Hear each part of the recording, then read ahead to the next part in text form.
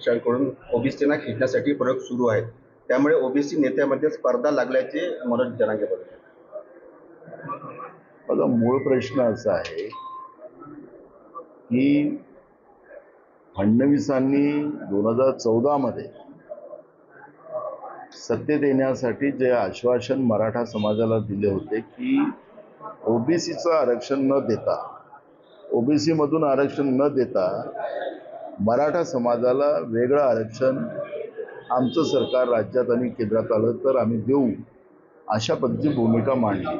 मराठा समाजाने त्यावेळेस सांगितलं की 16% आम्हाला आरक्षण पाहिजे आणि ते फडणवीसांनी मान्य केलं.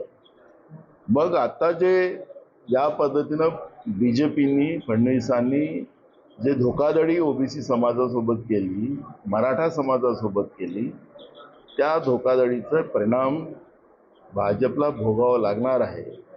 विषयाला वेगळ्या वळणावर नेण्याचं आम्हाला कुठेही रस नाही. ज्या पद्धतीनं बीजेपीला पाहिजे की मराठा आणि ओबीसी भांडत राहावे आणि मग महाराष्ट्र विकरायची व्यवस्था ज्या पद्धतीनं अदानीला या लोकांनी केलेली आहे ती चालत राहावी, अशा पद्धतीची त्यांची भूमिका आहे. त्या भूमिकेला मी कधी सफल होऊ देणार नाही आणि ज्या गोष्टी आहेत त्या वास्तव्य आहेत ते मी विधानसभेत मांडणार आहे आणि या सगळ्या प्रश्नाचं उत्तर राज्याचे मुख्यमंत्री फडणवीसाला द्यावं लागणार आहे.